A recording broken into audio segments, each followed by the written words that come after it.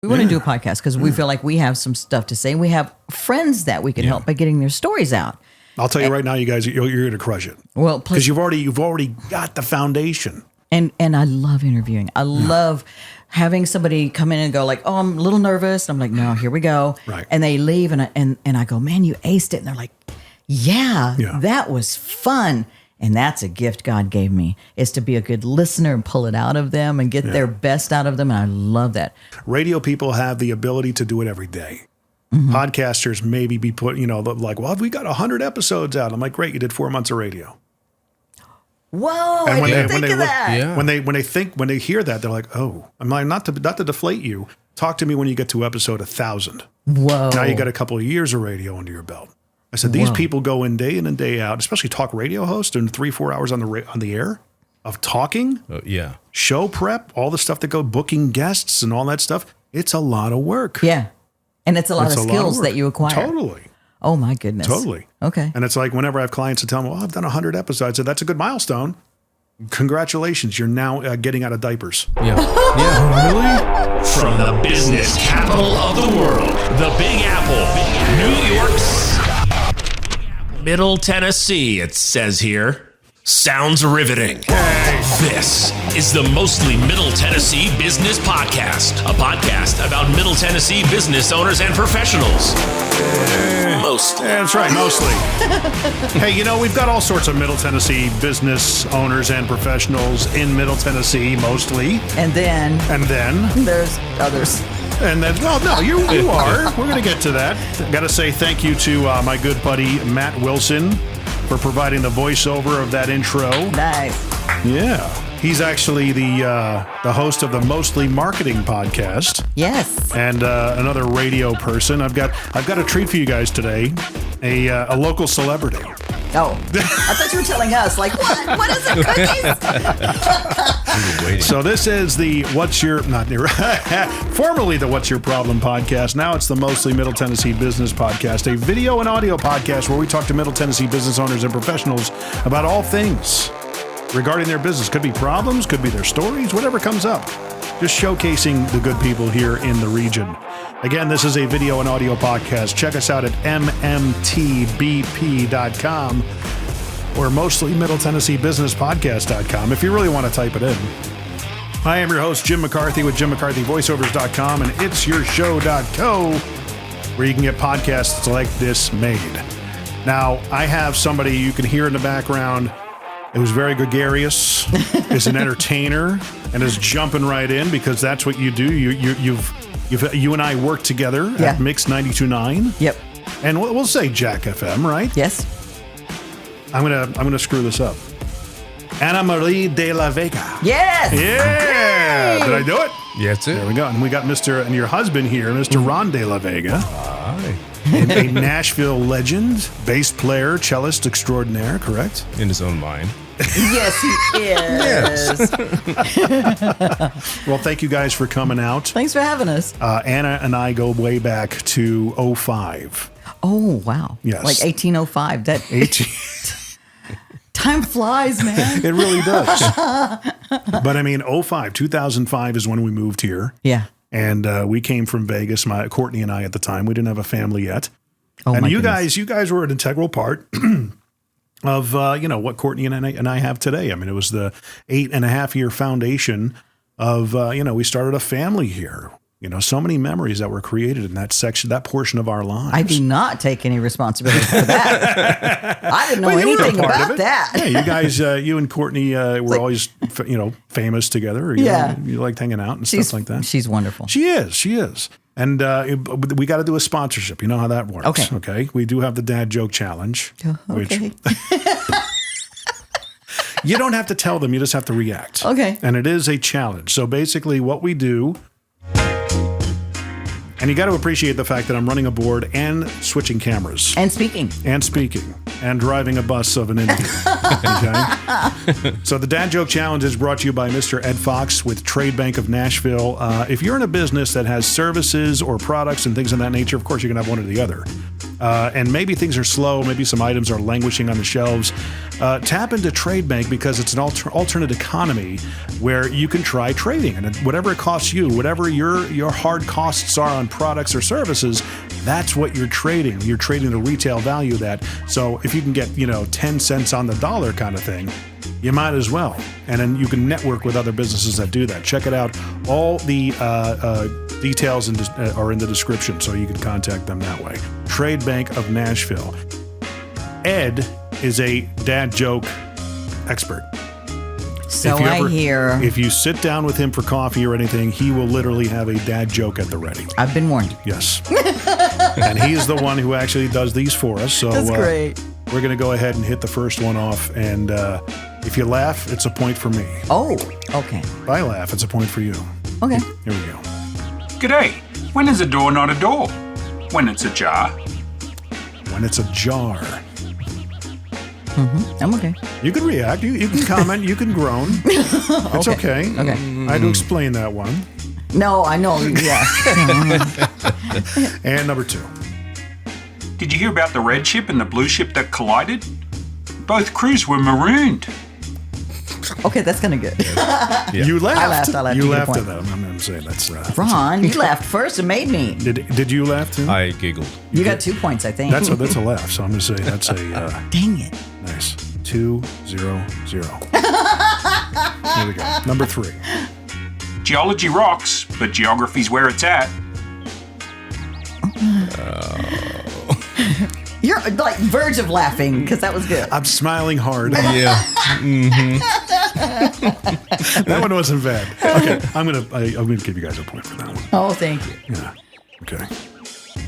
4. Did you know that research shows 6 out of 7 dwarfs aren't happy?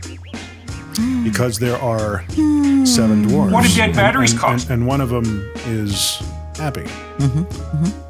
Just explaining it. Very David Letterman-esque here. I like it, though. Operate. Where's my mouse? Here we go. And finally, the last one. What do dead batteries cost? Nothing. They're free of charge. Free of charge. Now you know you're going to be telling these over the weekend. We're recording. I Good can't job. wait. Good job, man. Those are fun. Those are fun, right? It's Yeah. a way to kick things off. You Yeah. know? I mean, I'm not going to blame you if you steal it for your show that you do on Mix. Okay, All okay. right. It's a good Yeah, feature. first very, thing. Very sponsorable. Next time I'm on the air. You'll have no idea. I was on this podcast that was utterly ridiculous. The guy told me dad jokes. Hey, I know you. I knew what to expect.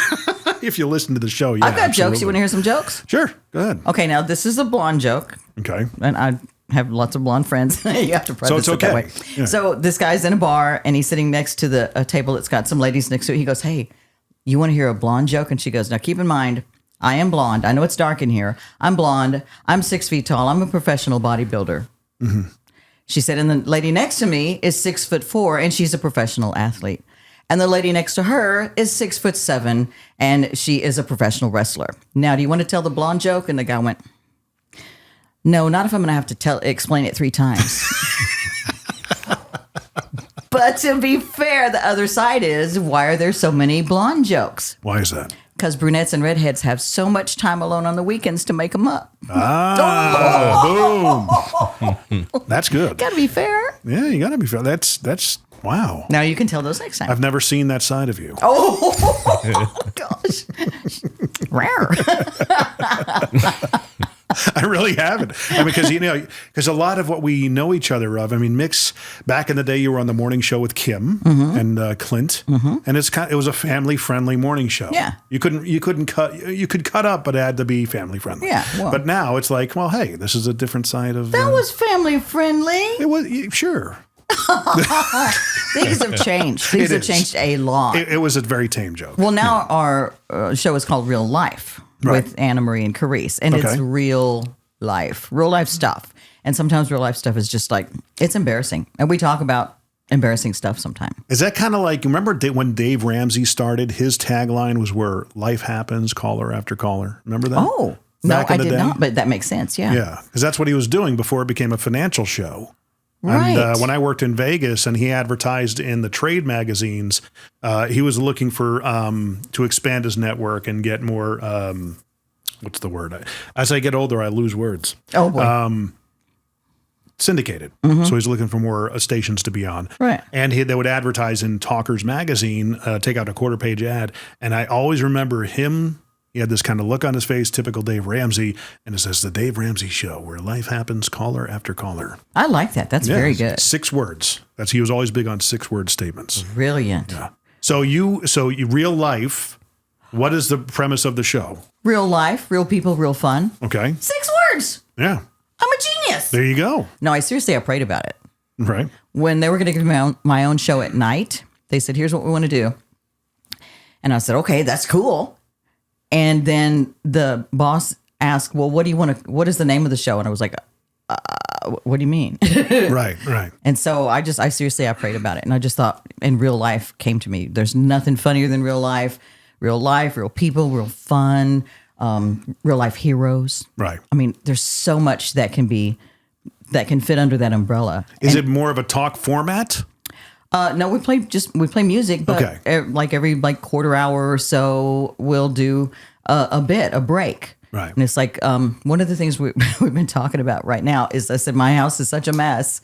My head is about to explode because Christmas stuff is out there. Yeah. We're getting ready to move in the near future. So I brought a lot of stuff down from the attic. And I said, and it gives me anxiety. Everywhere I look, there's a to-do list. Yeah. And then so people started calling, going like, mine is too. And then Carice goes, don't worry about it. She said, just take all that stuff, pick it all up off the floor, throw it on the bed. It makes it so much more comfy that way. Right. And I'm like, what? So we have completely opposing different views about what's cluttered and what's messy and what's comfortable. And so people started calling. And one lady says, I go home every night and I do a little bit at a time. And she said, and I'm just talking about getting the Christmas decorations down. Yeah. And I said, do you just push it into piles? She said, oh, it's piled. It's pushed over, like in a corner somewhere. And it's like, just, people listening are going like, oh, it's not just me. Yeah. Me They don't too. feel, because all of a sudden they've got a camaraderie with other people. And I'm wondering if that's been like over time, over the past decade or two, if that's gotten worse as people have become more and more busy. I mean, life has gotten more and more hectic and busy, even for people, because everybody's an entrepreneur now, pretty much, it seems. And their lives, by virtue of just planting that flag, it gets you busier. I know that for a fact. Yeah. I think about working constantly, Yeah. and I got to be more present at home and stuff like that. So a lot of that, you have to intentionally turn things off. But I wonder, because when you do turn things off, I'm constantly grinding all week. The last thing I want to do is clean up. Oh, you know what yeah. I mean? Right. Even for my wife, life has gotten busy for her. Well, Kids plus I think people are feeling more isolated. Some people are now still working at home. Yeah. And so they don't have that communication to go out with the girlfriends to go to lunch and go like, oh my God, my house is a wreck. Yeah. I feel so bad. And my husband's just won't lift a finger. Mine is amazing, by the way, Ron. Right. But they don't. It's because I'm here, she says it. When he goes to the bathroom, we'll talk. It's changed. But I think they don't have that interaction to normalize their lives. They're like, my life is chaos. It's messy when I go home and I barely cook a meal, or I just throw something together and there's still stuff that needs to be washed or cleaned or put away. And then when they hear it on the air, they're going like, oh. It's not just me. Oh, this is everybody. Well, and you get a little relief, a little less anxiety. But if you're a listener that listens to Anna Marie, okay, it's not okay to have your house that way. You still got to clean it up. Well, it's not okay for me. You got to put that convicting element in there. A little bit of Catholic guilt, right? That's what I grew up with. That explains a lot, Jimmy. What do you mean by that? I know. So, going back to you getting into radio, I recall it was in Texas, right? Yep. Okay. When I was 17, got into radio, right? And took to it like a duck to water. Right. Same here. Yeah, right. You get in, you're like, oh, you get the bug. Oh, this is it. You remember when you realized there were people in radio and radio people? That derivation, that deviation. No, but true. Right. I look around now, and there are very few of the people that I even know who were with me through the years in radio who are still in it. Yeah. Like I'm like I don't want to say the word, but I'm like the old timer now. Because I've been in radio so long. You still look fantastic. Thank you. Yeah, you do. Thank you. Ron agrees. I have to, yes. Well, I mean, I have to, but I have to because I want to. Oh, good. Right. Good job, babe. And radio doesn't give you a lot of time for socializing because you do make it your career. Yeah. Yeah. Well, yeah, you're at events. You're constantly socializing, especially if you're on the air. Yes. Right. Yes, but you don't get as much feedback. Right. You don't get as much time. Like, I just want to say this because it's nonsense and I want to say it. Sometimes you do in radio, but I had waited kind of my whole life for a personal life. I kind of am a workaholic and I'm a foodaholic. Right. Like my two big things that I live for. And so workaholics get rewarded in this day and age. And so I did well and succeeded and had a great career, have a great career. But then I didn't have that love of my life. Right. And so when Ron spoke up, it made me think to tell you that like we met kind of at a later stage in both of our lives. Right. And now I'm like, got to make sure and make time for this. Right. And it makes you prioritize and redirect some of your energies from just, going, I'm going to do anything extra, anything extra that needs to be done. I'm first on the volunteer list. You go like, maybe I'm going to sit that one out because I want to watch a Christmas movie with my husband. Right. It makes you rethink things. And radio kind of, it lulls you into that place of, because it's a passion industry. Yeah. Right? Yeah. And I did it, what was it, from 97 to 2013. So what's that, 16 years? It was a passion industry. You loved it. Yes. You loved getting up and doing it. Where you had days that you didn't, but for the most part, you just loved it. This is, and obviously I'm still doing it to a certain extent with podcasting. That's the next iteration of radio. Yeah. Right? Or entertainment, listening audio entertainment. Yeah. You kind of get lulled into the sense that it doesn't feel like a job that you have to retire from. Yes. Right? Absolutely. I just envision. That's where the grind comes from. What do you mean? Just, you just kind of grind. You it's not work. Oh, I see. Yeah. I do see that. Except when I had to do Dave's job, it was work. Dave's our production director. Dave Steele. Dave Steele. He was our production director at the time, and he did a lot of he would think he was an on-air talent at some point, but mostly a production guy. The difference between the two, for those of you who are listening, on-air people are typically a breed of people that stayed, behind the mic in the studio doing the air shifts, day shifts, morning, midday, afternoon. The production people were typically the guys that were hermits in the caves that produced the stuff you hear between the songs and the client commercials and did the writing and stuff like that. That was me, right? I don't know how you did both sides of this because I know as a personality, I'm kind of sloppy. I'm impulsive. I say things quickly. Yeah. I'm not a good detail person. I mean, I am if I write things down and then go down my list, that sort of thing. But Dave and production people are the people who dot those I's, cross those T's, make sure here's the right date, here's the right such and such. This goes in this number. That would be odious for me. It would be horrible. I had to adapt that into my life. Right. I never started out that way. I was always very, what you're describing. Very creative. Creative, complete right brain. And when you get into a job like what Dave's was, because his was somewhat administrative. Yeah. He handled what they call traffic and production. He would get all the production orders, make sure the policies were being followed, make sure all the commercials were in. They would align with the trafficking of the commercials when they were supposed to run. You don't want two car dealerships next to each other, things like that. Well, that was more Jill's job. Well, true. Yeah. And then Dave was mainly he and I were in charge of making sure the stuff was actually there to run. Right. So and done correctly. Right. Yeah. Right. And so that was hard. When I had to do his job full, whenever you would take leave or go on vacation, it was complete left brain. And I was like, it was nice to do something repetitive for a season. Yes. And then I'm like, okay, I'm glad you're back. Oh, yeah. Similar to this business, literally, I don't know if you knew this about me. I was once upon a time a tradesman, electrical. So I used to wear tools and, cut wires and stuff like that. Sexy. Back in my teenage years. Okay, I just grossed myself out. Sorry. So I ended up, with this business that we're running with the lighting, even though we do a lot of, the marketing and stuff like that with the podcasting and videos that we're still doing like I used to do with the radio stations. Yeah, creative. Every now and then it's an all hands on deck situation that we got to go and put lights in, Yeah. And for a season, I actually enjoy it because it's repetitive. You just you put the headphones on, you listen to a podcast, and you're just doing the same thing over and over again. And A goes to B, B goes to C, C goes out to whatever. I understand that part of it. Yeah. I definitely do. But also, then it's like, squirrel. Yeah. And where was I? Oh, yeah. C goes to J or whatever. Yeah. Yeah. It is hard to mix both. C goes to 3.2.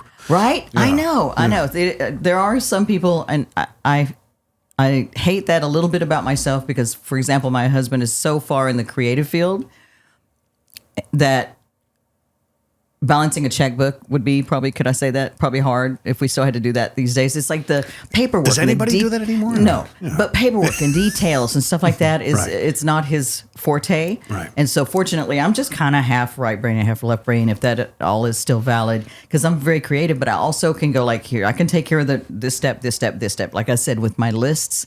And I love singing and writing songs, and I love being creative, but I feel like I was never a superstar because I wasn't far enough into that side of the creative side of my brain. Like you are. You can go really deep into there and you get brilliant results. Ron goes really deeply into that creative side and gets brilliant results.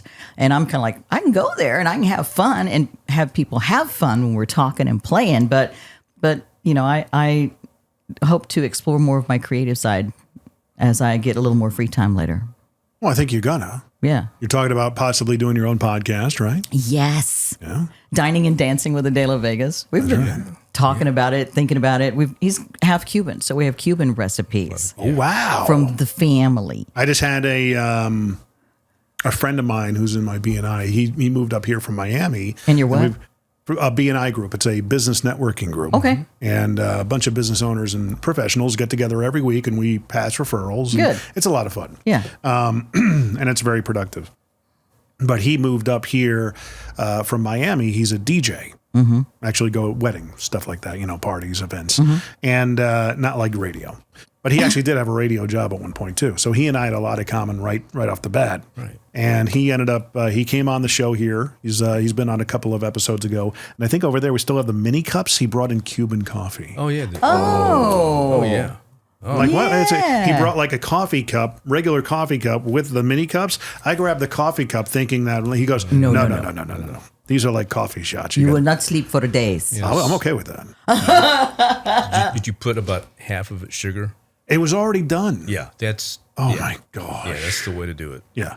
We have one of those amazing. little teeny tiny espresso coffee pots, and the little teeny tiny cups that Ron's brother gave him for birthday or Christmas or something. And they're like, this is like part of Cuba, and this is another place, and we like sip it like little teeny tiny teacups, and but it's very fun to celebrate part of the culture. Yes. Of Cuba. Yes. Do you actually go? Have you been to Cuba? Have you? I have not as an adult. Right. I did when I was a child. Right. But I were you born there? No, I was actually born in the States. I'm a combination of a Cuban father and a Alabamian mother.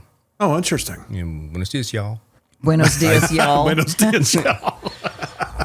I don't know. And the funny thing is, I can speak more Spanish than he because I studied it at the Tennessee Foreign Language Institute, which I feel like we're going to end up going back to, so we can both refresh and relearn. Oh, nice. Because his family spoke it. Some of them spoke it as he was growing up, but they spoke it so quickly that now when Ron would try and speak Spanish to me, he'd go, and I'm like, wait, what? You mean buenos dias? And because he spoke it like they did, fast and cut off. And because they knew where they were going with that sentence, for example. Second nature. Mm-hmm. Yeah. Well, and the Cubans speak very, very fast. I mean, it's like, I remember my families, when they get together, the Cuban side is like, and that's your whole lineage, like for generations, right there. Right. Where the Alabama part would just kind of go, well, good. Slow it down. And I'm like, I won't have time. We won't get this done until dinner time at this point. Slow.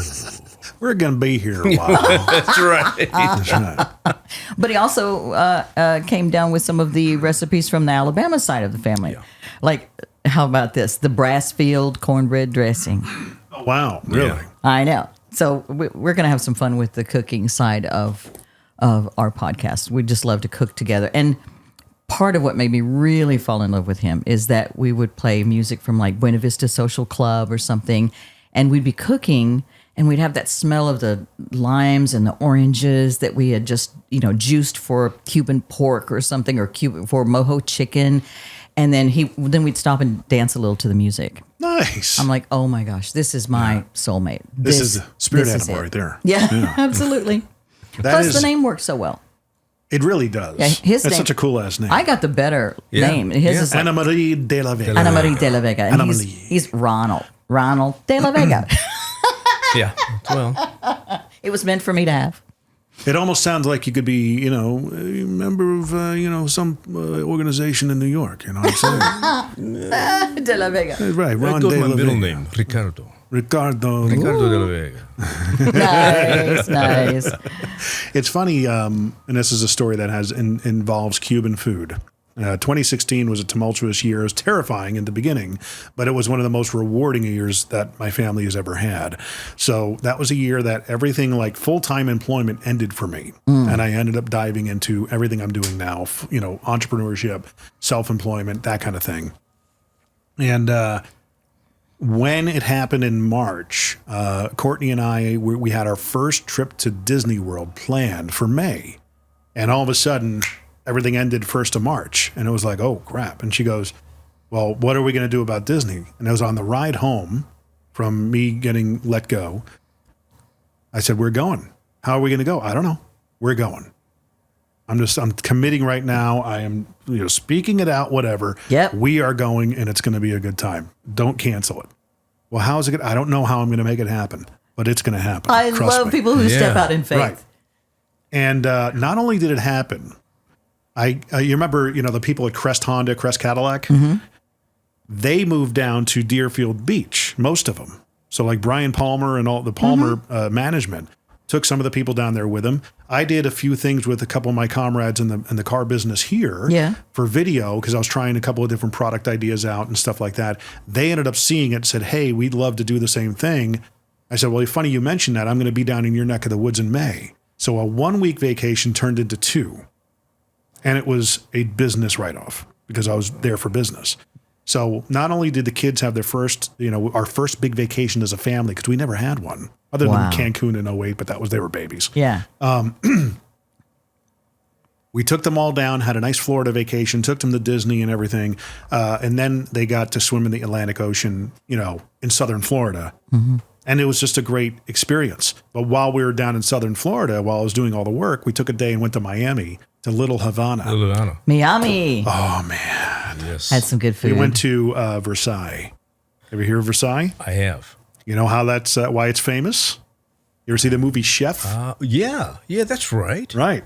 I forgot about that. Yeah. Where they actually, the genesis of the Cuban sandwich, that was a centerpiece of the movie. Really? Oh, my gosh. It was like, it was a little hectic and hairy getting there. Like literally, okay, lock your doors, and is the life insurance paid up? Are we good? And, by the time we got there, it was okay. Yeah. What an experience. What an experience. Well, we know what to give you for Christmas now. That's right. Some Cuban. Well, I'm going to be back down there probably end of February. So get you some more. yeah, I'll go down there. I'm glad to hear that. And I love the fact that you said we're just going to have faith that this is going to happen. It's happening. And that you that you supported Courtney. She's like, now I'm frustrated. I'm doubtful. I'm fearful. Yeah. This is our whole world has changed, and you're like, we're going to do this, and we're going to make it happen. Yeah. I think that's important with couples to have at least one of those people who do that. And Ron is like that for me. Right. He's like, we're going to make this work. We're started the exercising and started doing, eating healthy. And I'm like, oh my gosh, I just want an Oreo. Right. He's like, we're going to make this work. Yeah. We're in this together. This is a journey. We're going to help ourselves live longer and have more time together because we're going to make these things work that we want to have happen. Hey, Middle Tennessee electricians, handy women and men, and just those of you needing better commercial LED lighting solutions. Yeah, I know, there's so many of you. I have to tell you, there's another option than just the big orange and blue box stores now. Try j2lighting.com. At j2lighting.com, we have the latest technology in all types of commercial LED lighting, from UFO high bays, droppers, area lights, and shoeboxes, right on down to a slimline wall pack that doesn't look like a fist coming off the wall like most other wall packs do. You get what I'm saying, right? Many of our fixtures are wattage and color temperature selectable, which means you have more control over the brightness and appearance in your dark spaces. Check us out at j2lighting.com for a great local source for your commercial LED lighting ideas, even full color light show dreams. Yeah, totally. That's the letter J and number 2 lighting.com. j2lighting.com. Now, is it kind of the same story for both of you? You found each other later in life. Ron, were you married before? Or? I was. Okay. I was. In fact, I was a widower. I just lost my wife about a year before we met, and just changed my life. Yeah. Completely. How long were you married? 38 years. Oh, wow. A long time. Wow. I have an adult son. Yeah. Yeah, long time. Wow. So Karen taught him how to be a husband. Right. He had already been trained to. No, seriously. All of us as individuals, Right. we kind of get trained on how to be a coworker, Yeah. on how to be a good spouse, on how to be, how to communicate with someone else, your wants and needs with someone else, and how to live in the same house, how to, you learn that in your life. You get that training. And so he kind of had that training. I remember I was praying for a long time. And I was working on myself. I remember, can I tell you a personal story? Or Yeah, do go you have ahead. time? Absolutely. So I remember years ago, I was in this apartment at these people's houses, and I think I just started working at Mix. And I prayed for that apartment, and it just like appeared for me. But I was lying on my couch, didn't even have a bed yet.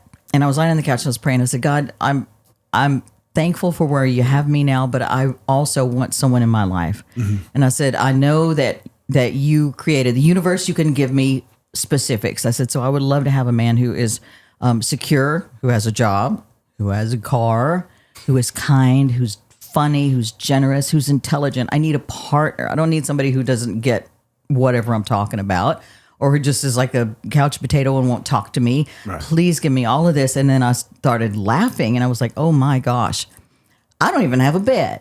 Wow. And I realized I'm like a little chicken lying here praying for a peacock. And I was just laughing. I said, God, help me be a peacock woman. Help me be the kind of woman that a man like that, when he walks in the room, I would be the only person for him. Yeah.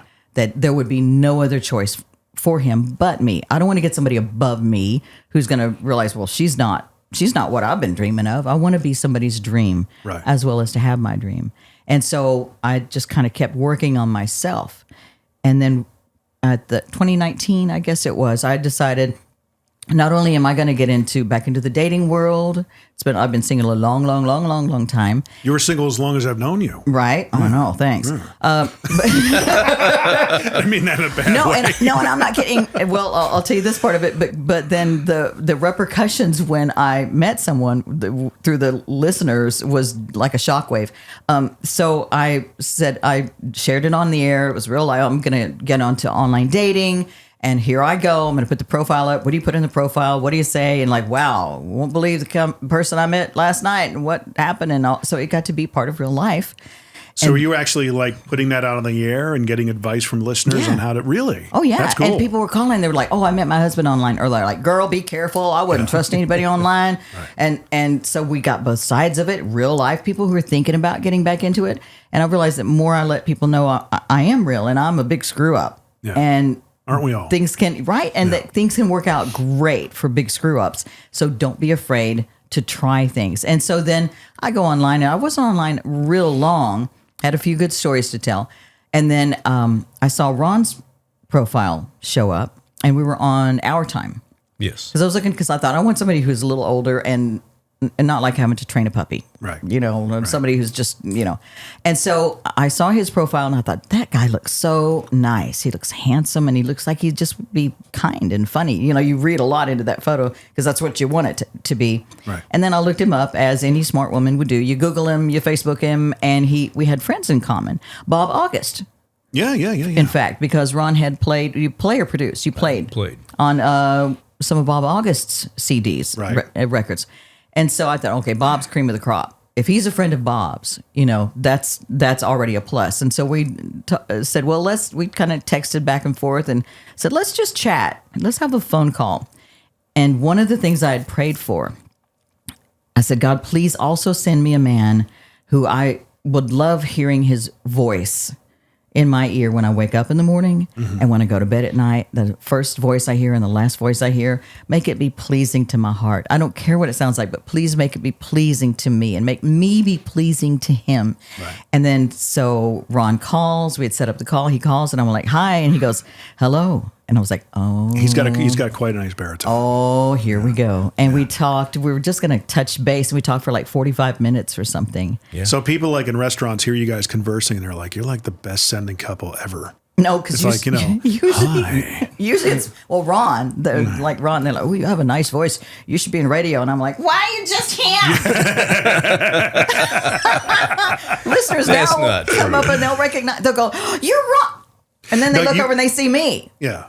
And there's definitely an affectation that happens to our voices. I mean, I've known it's happened to me over the years. Like, oh yeah, you got a good voice. I'm like, well, thank you. I've got the face to go with it, for radio. Oh, but, and see, we always say that kind of crap. And then when I met him, he said he had been his wife had passed away recently, and he said he was kind of just looking for a little distraction. Distraction more than distraction. I got it. Because his life sucked. Permanent distraction. His life sucked, and he was in a hard place, in a dark place. Yeah. And I didn't know that all along as I'm praying for a man for me and praying for me to be the one for a special man, that God was working on him. But it's kind of like all the good ones were married. Like he was married. He was in a relationship, but then he wasn't, and he was ready to look for something else. And he did get a permanent distraction, and we just clicked. Yeah. Well, I mean, not only was it was 38 years of marriage. Mm-hmm. That's a long time. Yeah. We're coming on 23 for us, for Courtney. Wow. And I know. So it takes work. There's a commitment there. There's a devotion that you have to keep in mind. And 38 years, my friend, that's not an easy task. That's most of my adult life. Yeah. Mm-hmm. I bet. One of the things. I mean, you must have gotten married when you were like 8. 80. No. Does he need to pull that mic a little closer? A little bit. Yeah. Okay, I'm sorry. Yeah, because get right on it, baby. One of the things too that I noticed when we first got together is that when you're married you're married that long. How long did you say with you and Courtney? 23 now. 23? It's going to be 23 years. Oh, you better get it right. So we're married. We got married on an odd year, so it screws me up my math. Yeah. I was in radio. I don't math. Right. Okay. So if it's even year, it would be much easier. So yeah, it would be 23 years. Good. Yeah. Congratulations. Thank you. Yes. However, now when you leave the house, do you kiss her goodbye every time? Yep. See, I like that. Ron had been in a relationship for so long that we had not been together a whole long time.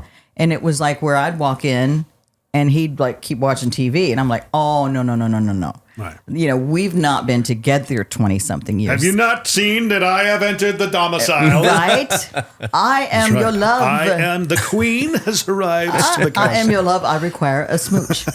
And it's because we're newlyweds. Yeah. We just celebrated our 2nd anniversary last October. So we were newlyweds. I'm like, no, babe, we cannot just jump into me being treated like I've been around you for 30 years because I have not. I'm new to this, and we need to enjoy that newness that a relationship has at the start. And I could tell it kind of clicked with him because now we do. Yeah. It's like we're still dating. It's like we're still young love. Yeah. And we get to enjoy that this late in life and know all the stuff that we know. And know what's coming and how to. It's a honeymoon period. No, no pun intended. But you gotta find the renewed ways, as you probably understand that as well. Being married for 38 years, in 23 years, it's for Courtney and I, it's like, okay, why do you stay together for so long? And I always say, well, we were best friends first. Yeah. We were really good friends first. Right. And we always still, knock on wood, we still laugh. That's a big part for our success. Yes. That was for mine, and definitely is for us. We really, she makes me laugh all the time. Yeah. Ryan's son, adult son, now my stepson, is special needs. So he's 39 now. He's 38. 30. Getting ready to turn 39. No, he's 39. 39. You're right. See? Oops.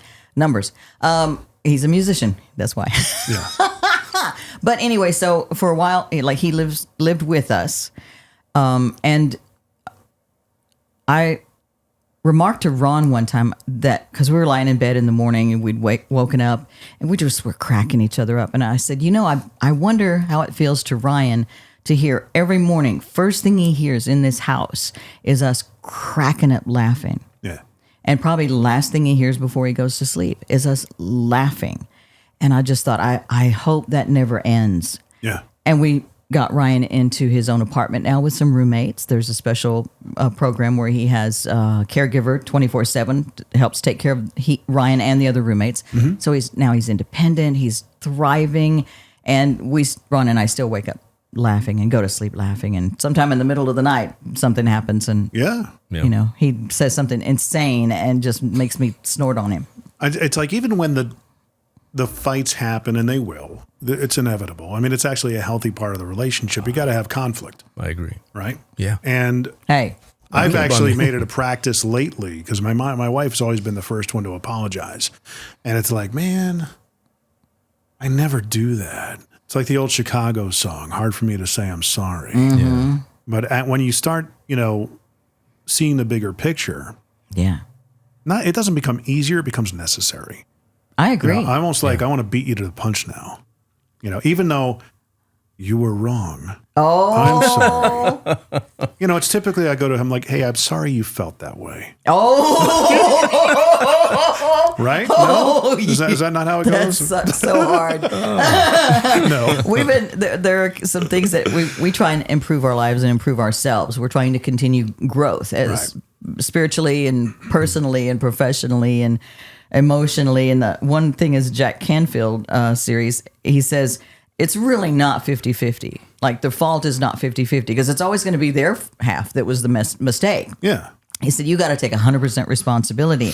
And when something happens, you need to go, what did I do that may have caused that, triggered it, or allowed it? And it's like, wow, that's a game changer. Right. What did I do? And then there's a book that we were reading, and it talks about where in the Bible it says, husbands, love your wives, wives, respect your husbands. And that kind of gets blipped over. You're reading like, blah, blah, blah, cool, blah, blah, blah. And the whole book is based on that. Yeah. And so a lot of times when we have like a disagreement or hurt feelings or something, we stop and think of it. And now the rule is, it's not a rule, but it's just something that we found that, and it's a great tool, is like, I'll go, I'm sorry if I made you feel disrespected, because that's important to men, that their wives respect them. And I do respect him. But if I said something like I questioned a decision he made him feel disrespected, then he might say something back to me that made me feel unloved. Right. And so I have to go, I'm sorry if I made you feel disrespected. And he'll go, yeah, when you said this. And then I go, will you forgive me? And he knows I'm a good-hearted, good-intentioned woman. So he goes, yes. And then he goes, I'm sorry if I made you feel unloved. And then I get to say, yes, because when you say this, I feel unloved when you don't do the dishes and know that I'm going to have to come home. And if you don't do them, I am. It feels like you don't love me. Yeah. It feels like if you love me, you would do this. I mean, so we get to talk things out in a lovely way and then get rid of the hard feelings. When he goes, will you forgive me? I'm like, yeah, of course. And it's been a beautiful tool for our relationship. Yeah. And there's an element of maturity that comes in there, to acknowledge the fact that it does take a couple of trips around the block, to understand and appreciate that. Mm-hmm. And I think a lot of people that get married very young, yeah, almost to the point where they don't know who they themselves are. Yes. Right? And that's where a lot of the divorce rate, I think, comes from. Because all of a sudden they get into their 20s, their 30s. Oh, this is who I am, which is completely diametrically opposed to this person I've been with. And it's not who you're going to be in 10 years, and 20 years, and 30 years. Isn't that the truth? Yeah. I feel like I'm a completely different person from who I was 10 years ago. And then 20. I look back and I go, oh my gosh, what an idiot I was. What horrible mistakes I made. Yeah. Now can I learn from that and go forward and not do that, do it differently. I have a funny radio story that every time I think about it, I get cringy. Oh, yeah. So you have to tell it. You remember? Gosh, I can't think of his last name now. Mark. He was one of the star salespeople we had. Yes, I know. Yes, glasses, blonde hair. Oh yeah, he's McNulty. Yes, Mark. Yeah. He's amazing. Sorry, Mark. He's the one that always would bring giant Tupperware to our office lunches. He'd bring like a huge Tupperware bowl. He's like, as soon as I get my plate, I'm cleaning up the rest of it and bringing it home. Screw all of it. Yeah. Anybody want any more? That's right. Because you're not getting any. Because I'm taking it right now. He's funny. He is funny. So he and I had a meeting down here with Natural Oasis Day Spa, who my wife worked for a season as a massage therapist. And the owner of the business is the sister of Derek Huff. And Julianne Hough. Okay. Dancing with the Stars. Yeah. And she's a gorgeous woman. And my mother I said, we know her. My mom was a huge fan of the show and commented about how Julianne was just, drop dead gorgeous. I said, if you think she is, you should see her sister, and just between my mom and I. So we're sitting there. Mark is pitching them for advertising to be on the radio and stuff. And he brought me because he knew I had a connection with Maribeth and stuff. So Maribeth and I are like, hey, how you doing and everything. So we talked about the show and her sister and her brother. I told her that story of my mom, thinks your sister's beautiful. But I told my mom that if you think she's beautiful, you should see her sister. And it was one of those things where you could hear a pin drop. Like Mark, I could feel his head just going. Like it was just one of those awkward. It was like, why did I just say that to you? That was, I'm too sorry. Much. That was weird. You should see her sister, meaning Maribeth. I'm telling her the story. You're talking and about. Maribeth was like, thanks. and it's like, I'm getting cringy and this happened well over 10 years ago. And you will always remain cringy. I used to work at WSM radio and I had a caller. I was like, I'm at the Air Castle of the South, AM 650, WSM. And it was like one of my reasons to come here. I wanted to work at WSM because my dad had listened to that when I was a kid. You could hear it in Texas. And wanted to come here and write songs and work there and work in radio. And a listener calls, she goes, Anna Marie, I love you so much. You're just so wonderful. And I'm like, thank you. She says, oh, you do such a good job on the Opry Star Spotlight and the such and such. I'm like, thank you so much. She said, and what we have is an event coming up. And she said, and we needed a celebrity judge. And I was like, oh. And she goes, so we thought, Anna Marie will know some celebrities. And I was like, yes, ma'am, I do. Oh, you're not talking about me. Oh, my big old fat head just got deflated like a balloon. Well, that's actually kind of like, that's almost like on them. It's like, did you realize what you just said? Oh, it didn't matter a bit. I needed to hear that. I had, I was kind of prideful because I was pretty young and working at this cool legendary radio station. Do you know who I am? Yeah, I know. What's the matter with you? I'm like, yeah, I know Porter Wagoner. Right. And then when I got to mix, sometimes you get, I don't want to say a big head, but it's like when you're in radio, I thought you were going to say that earlier. When you're in radio, sometimes you feel like you're in a relationship. Yeah. And then it took me realizing I'm not really like when I go home, I'm not in a relationship. And that's why I decided to go ahead and get back into like the real world of dating and looking for a love. But you feel like you're in a relationship. Your listeners tell you something and it's like, yes, my soulmate, yes. And so one lady called, oh my gosh, I wish I had the audio for you. She said, Anna Marie, I just love you. And I said, thank you. And she said, I just want to tell you, because of you, the world is a better place. Oh, no, wow. She didn't say my name at first. She said, the world's a better place. And she said, and I said, thank you. You just made my day. She said, you make my day every day. I said, well, thank you. And this is when Carice had just come on with me as co-host of Real Life. So she was still fresh and, hadn't had experience with this stuff. And I'm like, that's wonderful. I said, would you, I said, I wish you would just walk into the room ahead of me everywhere I go and just introduce me. Be your vamp. And she said, I would. I said, would you record something and introduce my show? Yeah. And she said, yeah. And I said, go ahead. And she said, ladies and gentlemen, this is one of the most fabulous, wonderful persons you'll ever know. She's going to make your day. It's the wonderful, fabulous Lisa Marie. Oh, gosh.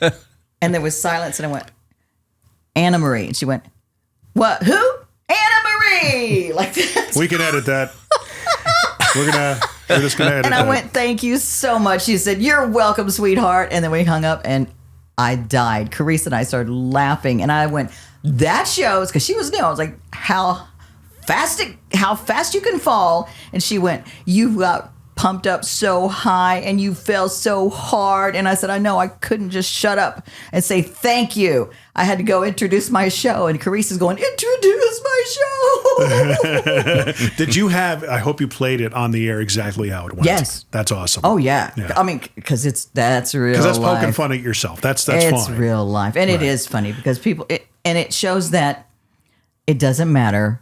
You can I'm Anna Marie. It doesn't matter. Right. It matters how you make your listeners feel. It matters what I give to them. If I don't give anything to them or make them feel better or make them feel connected to something or uplift them or give them something that they need, even if it's just the right song at night, then it doesn't matter what my name is. It doesn't matter. I have a premise. I call it be them centric. And Gary Vaynerchuk, who's a business influencer out there, he calls it, as long as you go through life with a 51-49 attitude, meaning that you see the other people as 51%. You're that 1% less. You think of others. And I called it be them centric. I like that. That's an element of that. It's oh, yeah. It's not about me. It's about them. Yeah. And when I make it about them, it may become about me, but it's still then not about me. It's more about them. And if everybody had that in life, that kind of an attitude. In life, I agree. Right. Did I ever tell you the story when I was asked by Reggie Ham to host his event or be a co-host? No, the singer, songwriter, amazing. Yeah. So Franklin Theater, he's having his Bella Bash. And he asks me, hey, would you consider co-hosting the event with me? I go, I have no problem doing that, but why? He goes, well, you're with Jack FM. I go, but I'm off the air. No one knows who I am. I don't care. All right. I said, I'll explain and I'll tell the story and everything. And for the second half of the show, that's what I did. But my first time out on stage, I'm in front of the Franklin Theater. It's packed to the brim. And I was supposed to introduce the band. So first I tell the story of how Reggie and I met and his Full Circle story, an amazing story. If you guys haven't seen it, go Google Reggie Ham, Full Circle. It's on YouTube. It's an 8 or 9 minute video. It's an amazing story. So I get up in front of them, tell the whole story, and the band's waiting in the wings. What do you think happened? You forgot to introduce them? I forgot the name of the band. Yeah. Oh. Yeah. Ladies and gentlemen. And I didn't even get that far. I was going, holy crap, I forgot the name of the band. And the band, like the artist was the band. The band was behind me, but the artist, I couldn't remember their name. And they're literally waiting, and I could feel them drilling into the side of my head, did he forget our name? And there was the Martins. How would you forget the Martins, for crying out loud? Yeah. Well, what happened? I'm like, I got to improvise here. I can't remember that for the life of me. It's just, come on out, guys. That's what I did. When you meet somebody at a party and you know you've met them. Oh, yeah. And you go, hey, man, what's up, lady? What's up, guy? Yeah. Hey, this is my wife, Courtney. Yes. And you kind of do it. You lean in. You're like, oh, hey, I'm Anna. That's there. Yes. Yes. Yeah. Yeah. Oh yeah! Oh my gosh! Oh my gosh! The was awful. What did you call it? The them? Be them centric. Be them centric. Yeah. Be them centric. Yeah. I understand that, and I agree with that. Yeah. And in life, because it's really not about you. And when I coach people to do interviews, which is gonna. How am I doing? Look, you're doing great. Thank you. I'm totally intimidated, by the way. Yeah, right. I am. One of the things that I tell them is, because they'll go like, I'm so nervous to get up and speak. They have to speak somewhere, a speaking engagement. I have to speak in front of everybody. I'm so nervous. And I said, here's the thing. You're about to tell them about the March of Dimes story. You're about to tell them about who's been helped by this nonprofit, whatever. It's not even about you. Right. What happens when we get nervous is we get all focused on me. It's all about me. How am I going to look? Are they going to think anything about me? Am I going to stumble? Am I going to make a mistake? What are they going to think about me? It's very selfish. Yeah. So if you can flip that focus on this is the message I need to give to you. I'm giving you some good information because we're going to help another cause. Right. You get the focus off of you. Be them centric. Yeah. Then it's going to help you. And one of the tricks that I tell them is like, if you get in front of the crowd and you need a second to collect yourself, then find somebody in the audience, like pay attention before the whole event starts. There's somebody who's like the life of the party. There, everybody's like, oh, Fred, you'll kill me. And he's over there laughing and there's like a little crowd around him because he's like the little heartbeat.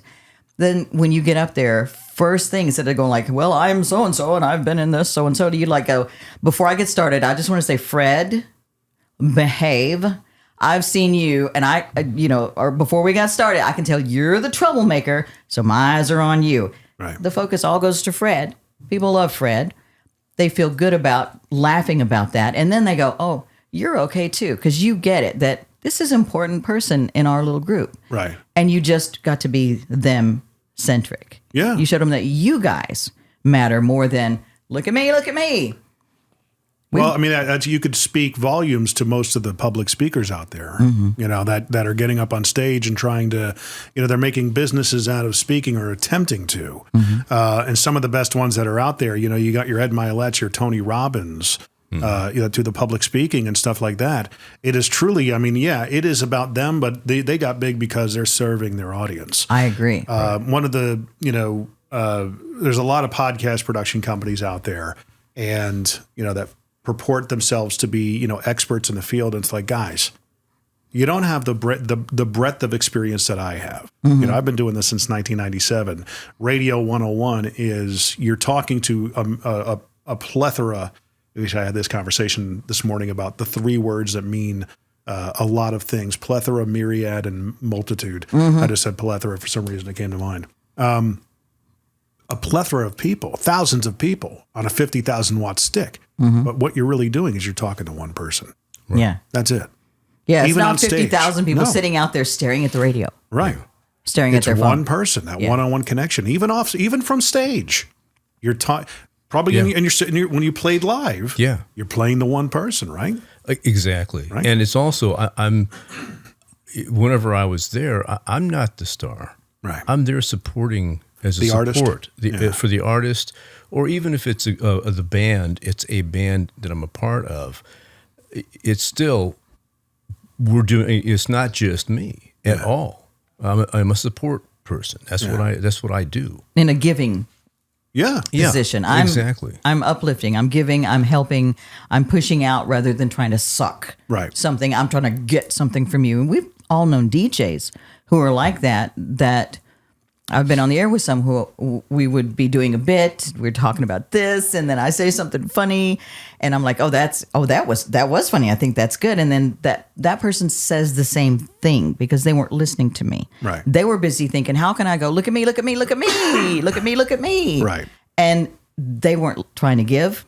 They weren't trying to give me support and laughter, which is another one of the things I noticed that you're doing is like when I'm speaking, you're nodding your head. You're going like, yes, I get you. Yes, I understand that. And if I say something that I think is funny, you laugh at it. You have to give to whoever you're talking to help them be better, like actors do. If you got somebody who's just standing there, they're talking to a stick, or they're talking to a person who's giving that to them. And I excel in giving that to it's people. Reacting. Yes, reacting. Yeah. It's a like I call it. As much as you would love him or hate him. I think, Howard Stern's one of the most profoundly talented and probably one of the best interviewers out there, because he's got this curiosity that's just off the charts. He'll go down rabbit hole after rabbit hole after rabbit hole. And I tell all my clients in the podcasting world, I'm like, go down the rabbit holes.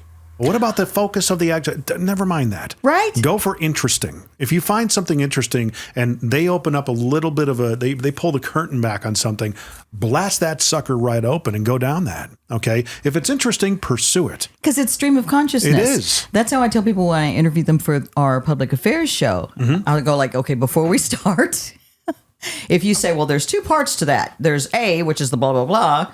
I said, just know that I might go, wait, what is that? Yeah. And you'll say, well, it's this. And I go, oh, wait, but what is that? Yeah. And I said, we could be down a rabbit hole. And if we get lost, then we can just stop for a second because we're recording this interview and just go, well, now where do I need to get back to? And then we can go, oh, and then there was a second part of that. Right. There was a B. Mm-hmm. We can just fix that. But in the meantime, know that we may go who knows where if it's interesting. And it's because it's stream of consciousness. Yeah. If I'm a listener and I hear, when you said you're networking and BNI, my brain stopped right there. And I couldn't kind of hear the rest of where you were going. But you stopped me for clarity. Because I was like, what is that? What is that? What is that? Because I know that's what I would do. And there's a humility in that you actually revealed that, like you were okay with admitting, hey, I don't know what that is. Yeah. Have not a lot of people would be able to just kind of go like, oh, let's pretend. Yes. You know what I mean? Yes. And it's funny because, here we are. This is primarily a business podcast for Middle Tennessee business owners and professionals. Yeah. We have not talked one thing about business, but trust me, guys, and this is something I just violated my own rule. You never call the audience guys. There's a lot of nuggets in here that apply to business, especially networking. Because when you meet somebody in person for the first time and you want to make the best impression, I learned this selling cars.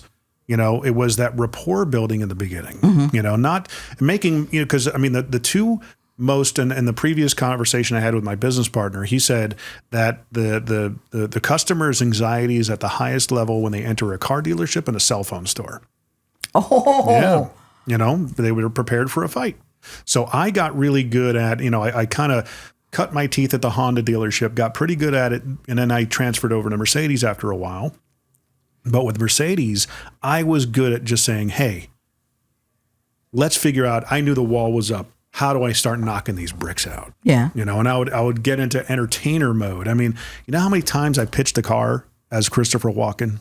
Oh my goodness. Because I would just rely on that and not even tell them I was doing it just to get them to soften up. Okay, pitch me a car as Christopher Walken. Christopher Walken. So you go up to the C-Class. You like the C-Class, right? It's a good car. Look at this thing on the side of this door. It's a handle. You pull it, the door opens. Please tell me you would do a little dance too. But I would do stuff like that. Yeah. Especially if they were just, stone faced. They didn't want to give you anything. I would get utterly ridiculous. You see that circular thing in the center of the dashboard? Yeah. Let's just say you're going down the road and a turn's coming up. You turn that thing, that's the steering wheel. You turn it to the right, it's going to go to the right. You turn it to the left, it's going to go to the left. And I would do it deadpan with a straight. And people are like, is this guy an idiot? Yeah. All the bells and whistles. Right. Wow. See that? You don't have to stand in the car. That's a seat. You can actually sit down and drive the car. But what you did, and I feel like, honestly, almost all of this interview is valid for business because it's really thinking backwards. One of the things is to think backwards from the world. Instead of thinking, what's in this for me? How can I take from you? You switched it and you went, I'm going to give you something. Right. I'm going to give you some entertainment. I'm going to give you a laugh. I'm going to give you some breathing room. I'm not going to instantly start grabbing at you, trying to take something. I'm going to try and take your money and take your time and take you were like, I'm going to give you something. Yeah. You flipped it. And I think in my heart, that is the true success of business is it's like the Zig Ziglar thing. You give enough people what they want, you end up getting what you want. It's because it's like the Tony Robbins thing. He's giving, pushing out. And people are like, you changed my life. I'm coming to you and I'm going to spend some money with you to get more of that. Yeah. So I think most of this is about business. Gary Vaynerchuk calls it jab, jab, jab, right hook. Yeah. How most people operate. Yeah. So, his whole philosophy when he started putting videos out and content out back in 2012, 2013, he's one of the most prolific business thought leaders of our day today. He's got 10 million Instagram followers and everything. And his personality just resonated with a bunch of people. He started putting videos out when he was working for his father's wine shop. So he would do wine reviews and, get snockered and do these videos and stuff like that. But he, his whole philosophy is, look, you give, give, and use it. And the right hook isn't that you take, it's you ask. Hey, Yes. I've given you so many things over the years. Would you guys consider joining my email list? Or, Yes. hey, we've got a sale on this wine. Could you tell your friends about it? He wouldn't even ask him, hey, would you buy it? Could you tell your buddies about it? You know, we've got a special, you've seen me review this wine. It's only $25 a bottle. It's Yeah. a really good wine. It doesn't, sometimes, some of the other, he would actually describe wines as being a catcher's mitt rubbed in mud. He was like, even though we sold it, I would be honest about it. Yeah. And that gave him the credibility. People could trust him. Plus, he was giving to them. I'm Right. giving to you, giving to you, giving to you. That's what he did. And then the ask, which Yeah. is hard for a lot of people who are focused on giving. Totally. The ask is hard for me. And that's what the car business taught me. Because eventually you had to, I was good at selling. I always knew I was a good rapport builder salesman, but when it came to, okay, I need to make a paycheck. I'm up against the clock. I've got a month to make my mortgage payment or whatever and sell however many cars I need. You had to figure out your voice. Like we figure out our voice in radio and voiceover, things of that nature. You learn the fundamentals. And eventually from that, you glean your own way of doing things. And in the car business and sales, you start looking into, because that's what radio is. It is sales. It really is at the end of the day. Well, yeah. Right? Yeah. Getting to the point where, okay, high trust question, is this it? Are you guys ready to move forward?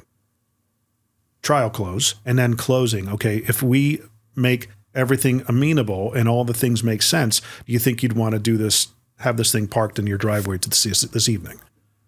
That's a tough question to ask. Yes, it is. Because it's like, oh, I don't want rejection. But you asked it in a nice way. Oh, yeah. That's how I learned. We don't want rejection. Of course not. And I almost hate saying that radio is sales. I know it is. Yeah. I know it is. You want to have people on the air who can connect with people and that they want more of, because then you have more listeners. And then you tell the person that's going to buy ads from you, we have 100,000 people listening at any given moment. And they go, yes, we will spend our dollars with you because we'll reach more people. Right. But fortunately, I'm at the kind of the peon level where I don't have to think that far back. I don't have to do the ask as much, except tell people about our show or come back tomorrow night and we're going to talk about this. Here's what else I want to give you. So I'm fortunately been isolated a little bit from that sales part of it, because I'm not good at that. Well, going out on sales calls, I think actually, if I ever had to go back into the radio business, dare me, I'm blowing smoke up my own back here. I think I would be rough. I honestly think I would be somewhat of a juggernaut because I have the sales side. I have the empathy for the sales team, because in most radio stations and probably in anything where there's a production and there's a middleman, you got administrative, you got the sales team that are typically making a bulk of the money because that's how it's how they earn their keep. Yeah. There's always been that conflict. Right? At least in my experience. Not so much where we worked. Yeah. It was a very harmonious culture where we worked. And that came from the top down. That had to be. I agree. In other situations, we were just, at each other's throats. Salespeople, they want to get the ad on the same day. In the production department, you'd have to drop everything because the salesperson was a diva or whatever, something like that. Well, I'll just tell your boss and get you in trouble if you don't do this. That stuff would actually happen. Yeah. But I think if I had to come back into that world, not only the whole radio model has a massive opportunity to shift at this point. I think there's a tremendous opportunity to shift. In what way? If the on-air folks understood the sales process and had an empathy for the salespeople, right? Yeah. Oh, yeah. Definitely. And hey, absolutely, I will go out in the sales call. Absolutely. Not only will I be there just to show face, but I don't know how we could close this thing. If you have somebody that has an intrinsic understanding of customer needs and asking the right questions, soft closing, trial closing, is this something that can, if we did it this way, would that make sense? Yes. You know what I mean? Yeah. It would make sense. So you want to move forward with it? Ron and I were just talking today. There's a client who's we had talked about doing an endorsement with, for me to do an endorsement with. And so I started the program. It's a weight loss program, and it's kicking butt. Yeah. It's wonderful. And I'm like, yes, I'm on board. They're like, we'll start after you lose 10 pounds or something. And so they hadn't started yet. They're They're, I think the first of the year, they're kind of regrouping and deciding how they want to go forward. And I told Ron today, I said, I think what I need to do is to help them see the effectiveness that this could have. I need to go ahead and do some spots, do some, let them hear. This is what my campaign will be. Yeah. If you let me tell people about you, basically. They would pay me to do that. But if you let me tell people, here's what I'm going to say, and give them some examples. And I take pictures of my meals, like, this is the best diet ever, because it's healthy and it's just smart. There's results. And, worked for me. Great, more than 20 pounds now. I've lost more than 20 pounds. You look fantastic. Thank you. Yeah. You've given them all to me. But that's the thing, is I know now, because I understand that, like, salespeople need your help. You need salespeople's help. Like, totally. if they weren't like they are. Yeah. Like if they weren't like and they I don't are, mean it. you know how you can be how you are. says. Well, because some people are like, well, they're just they worried about the money or whatever. I'm like, thank God they are. Yeah. They're supposed to be out there trying to bring money, because they support the radio station. The income that they help bring in supports the radio station. How do we all make our salaries? Yeah. And so if a salesperson will go like, what if you could do some spots for this one, and we're going to just try this out and see if this client would be interested in this? I'm like, yeah. We want them to see our product. Nothing speaks better for your product than your product itself. Yeah, here's our product. And the salesperson takes it out and they go, here's what we could give to you. This is the support we could give to you. And we have this many listeners. And is this, like you say, is this something at the end of the day that seems like it would be something you'd want to have in your driveway? Yeah. So I'm all for it. It's like, I'm not a closer. Thank God the salespeople are. Thank God they can do the hard asks. And thank God I just get to be, the support staff for that. So I think in some cases, the radio model is changing, because there is an understanding that we all are looking for the same thing. We're all trying to, like, with the ad revenue getting more and more fractionalized. I mean, going to digital and going. Yeah. I mean, 79% of Americans listen to podcasts now. That's the number. Mm-hmm. I just looked it up. Yes. And it's growing. But the number of people who still listen to radio at least once a day is still extremely high. I haven't looked that up lately, but last time I looked, a couple of years ago, I guess, it was still like 90-something% of people still listen to radio at least once a day. I don't think you guys, like, Mix and Jack have an issue. I think because you guys have been top of the heap ever since Jack launched, it's always been top 3. Mm-hmm. All right. I don't think there's an issue there. There's probably a little bit less revenue over the years since 2005. I would bet on it. Mm-hmm. But I think ultimately changing the model around, and I've said this, radio has never invested in the next generation of talent. Okay. Since I started into it, I've never seen that investment being made. Like what? In what way? Just in talent and, nurturing the next generation that's coming up. The next generation the next superstars are TikTokers, they're YouTubers, they're Instagram people. I see. Yeah. You know what I mean? Yeah. So if somebody wants to get into radio, is it as appealing as it once was when I got in? That's the question to be asked. And case in point here, and radio people are a certain breed. They're W-2 mindsets mostly. They don't want to step out on the 1099 and be self-employed. Perfect case in point, I'll say him by name, and he knows I love him. Michael Del Giorno got let go of from WTN months ago. Mm-hmm. Okay, I hit him up, buddy. You got the momentum. Let's do a podcast. It was like crickets. Maybe I was a pest, but I said, dude, you got to do your own podcast. Okay, there's nothing stopping you from doing what you're doing in your house, and then everybody can hear it. Yeah. Everybody misses you. You've got the momentum. Right. All right. That was their mess up that they cut you loose. Right. And so. Okay. And how many people loved advertising with you? You've already got the funding, pal. All you got to do is let them know you can come over here now. So radio people tend to have a W-2. I just want a paycheck. I want safety. I want security. I would actually go into it like if all of a sudden somebody hypothetically hit me up, hey, we'd love you to be on a morning show. It pays $65,000 a year. I would say that's not good enough. Here's what I'll do. I'm going to get some skin in the game for you. I want the revenue from 2 spot sets of every shift. Nice. I like that. Okay. Now I've got skin in the game. So my performance and my likability and my engagement with the audience is now tied to how I get paid. Man, I'm ticked That's off. the way you flip it. That's the way you flip that story. That's good. Yeah. Because now I am part of the business. I'm like a partner in this thing now. I understand that. Right. Yeah, because there are jocks who are kind of It's based on ratings. That's how they get their bonuses and stuff Right. like that. Yeah. Right? Yes. No, go the other way. Base it on revenue. But it's also yes, and well, because ratings leads to They revenue. lead revenue. Because that means we have more people listening, which means you can tell the advertiser we have more people listening than 10 other stations combined. If the virtue of me coming on means that you can go from $350 to $400 a spot, I want a piece of that. I understand that. You know what I mean? Now I'm a partner. And that's more motivational rather Right. than because there are some docs who are kind of like, I'm going to come in and do my time. And then, anything extra, if I have to do it, I will, that kind of thing. And so this would help them motivate them to know, well, Right. this could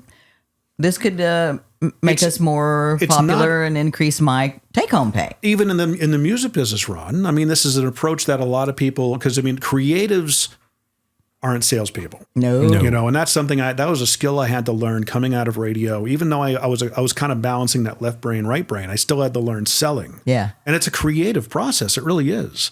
Because it's conversing with people. It's having the gift of gab, trying to strategically navigate your way to the end zone, right? That's all sales is, as well as the after the sale, making sure you ask for referrals. Hey, if I helped you out, was it a pleasant experience? Absolutely great. Who else do I need to be helping with this? Do you know somebody else? When somebody needs a car, can I count on you to refer them my way? This is how I make my living. Absolutely, you were wonderful. I got to the point where Facebook locally here in town, if somebody needed a car, my name came up because just the way I treated people. Wonderful. Yes. There was a relationship. Yes. And so, it wasn't because in radio, you learn about, relational ads and transactional ads, right? That's what I took with me into that arena. Wait, what's the relational ads and Relational being, a lot of frequency, more about, think of like, I'll make an example going way back because they're not in the business anymore. Prices Collision. That was a relational ad. It wasn't say, hey, come in and get your oil change for $20. It was, hey, come when you get into a collision, think of us. Well, we're not going to let the insurance company steer you. You're going to get a lifetime warranty. That's relationship building. Here's how you will be treated in our relationship. Right. So when you need us, think of us first and come see us. We'll take care of everything with your insurance company. That was their relationship to the listener. And when the listener transactional is, come by this weekend and buy this mattress for, 50% off. Oh. Right. That's a transactional approach. So mine is a relational. Totally relational. You were totally relational. But I mean, if radio saw it that way and they flipped that conversation, I think they'd solve a lot of tension points in the culture of their industry. Because I think you're probably in the next decade or even half decade, you're going to have a shake off of a lot of radio stations. Either they're going to go back to complete private ownership, or, all these real estate mogul companies, that the conglomerates that bought everything up, they're going to have no choice but to sell. They're going to have to do a fire sale on these things. I think they're going to convert. You think so? I think if we have people who are invested in mix and they love listening, they love the music, they love the personalities, perhaps, and if they're somewhere where they don't have a radio, because now people don't have radio, so they listen on the mobile app, they listen online, they tell Alexa to listen to mix.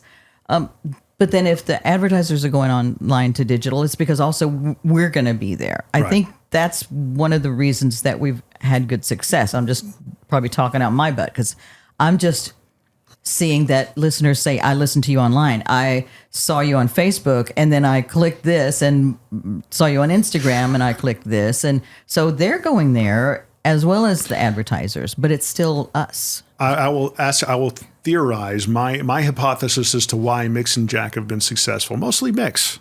Barbara Bridges? Barbara Bridges is a big part of it. And I'd love to have her on, and I've reached out to her, and she never gets back to me, Barb.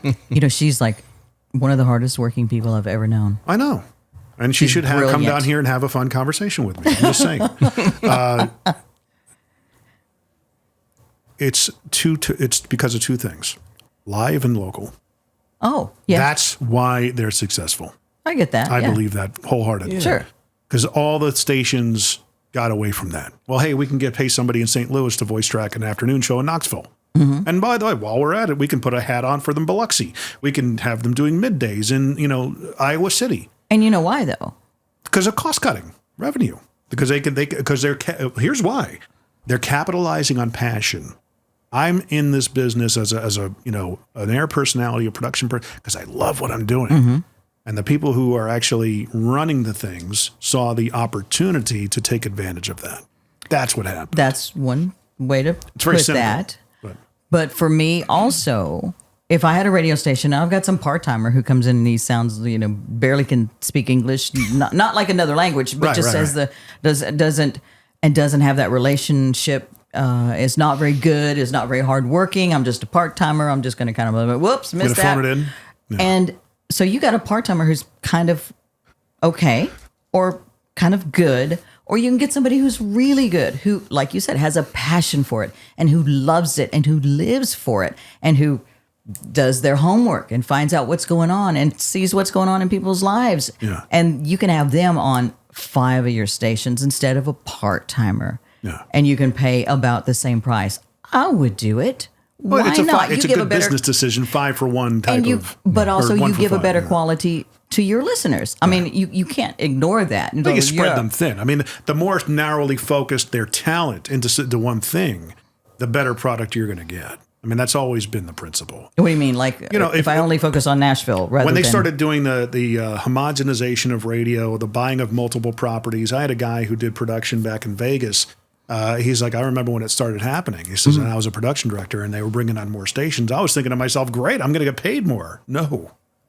No, we're going to give you more hats and you're getting paid the same. Oh, wow. This is a cost saving measure for us. Oh, wow. You're going to produce and, run production for 4 radio stations and you're going to get paid $35,000 a year. Really? Oh, yeah. I did. Totally. I did not realize that's how that worked. Oh, yeah. But I do understand putting somebody of quality and experience in a spot where you would have somebody who's not that far yet. Right. And doing it not just to save money, but also I can save money and I can give a better quality of product to my listeners, our customers. So yeah, I understand both sides of it. Yeah. And that's why so many jocks have fallen off who weren't really serious about it. That's why I'm an old timer now because I have really focused on it and I have made it my life, and tried to always to give and to be my best and to be plugged in and in the community and do good in my life and put good out there. And it's so if somebody wanted to put me on like 10 stations, I'd be like, I'm good with that. Let's figure this out. Yeah. Because that way I'd get to reach more people. I think we also had the benefit of working for a company that did look out for us.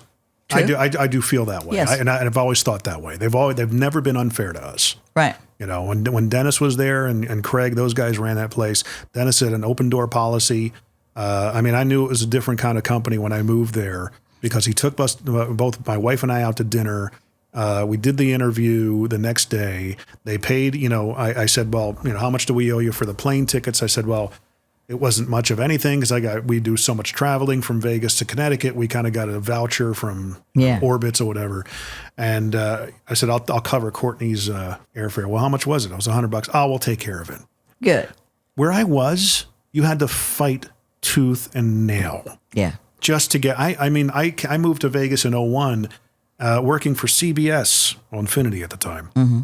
And I needed a production computer, a PC. Oh, we don't buy computers. I'm like, right. Yeah. Oh, I'm sorry. It's 2001. We don't use computers. What are we using? Freaking 2 cups and a string to do this stuff? And to be fair, Mix 92.9 has always said, what can we do to make it easier for you to do your job? Right. Are there things that you need to do your job better? Yeah. And if I've asked for it, they've found a way to make it happen. I think you guys are going to continue winning because of the live and local aspect. And if the culture remained the same from when I was there or has gotten better, then I think it's going to be, you guys will stay top of the heap. But you got to still get to weather the storms of a changing paradigm of what's happening. The digitization of entertainment, if you will. And how people are listening and where people are listening. Yeah. That's how everything is. It changes, and you can just well, it's not like the good old days, and it's that's the way we've always done it. That's not a good excuse to keep doing it. No, that's a horrible excuse to just do things. I mean, if you look at even getting into the music side of things, Ron, going in and recording something or being a part of a project, flipping the notion on its head. I mean, Robert Downey Jr. did this when he signed on for Iron Man. Okay, and it might have been a first in the industry that somebody did something like this. He says, look, pay me, $500,000 up front. I just want whatever, a percentage of the back end when the movie comes out. Not knowing if it was going to be good. Right. Or if it was going to be successful. Of course, it was a raging success and spawned off all the movies, and that he's benefited from that. Yeah. But I don't think anybody had that kind of mindset to go into that deal and say, let's try it this way. I know I've messed up. I know my career might be on the rocks. I know I'm not exactly in a bargaining position. I know you want to pay me $3 or $4 million to do this, which is fine.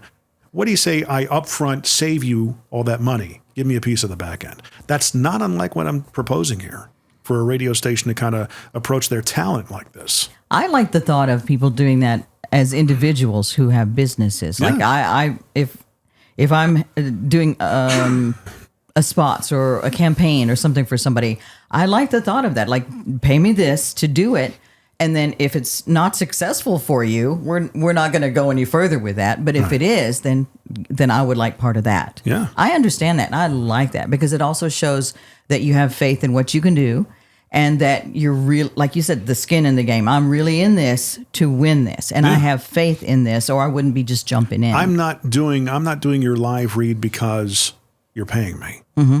I need to believe in what you're doing. Yeah. I need to buy into your company. And that actually filters out the kind of companies that you get in bed with. So all of a sudden, now I really believe in what you're doing. And it's going to come across because I need to believe in what you're doing.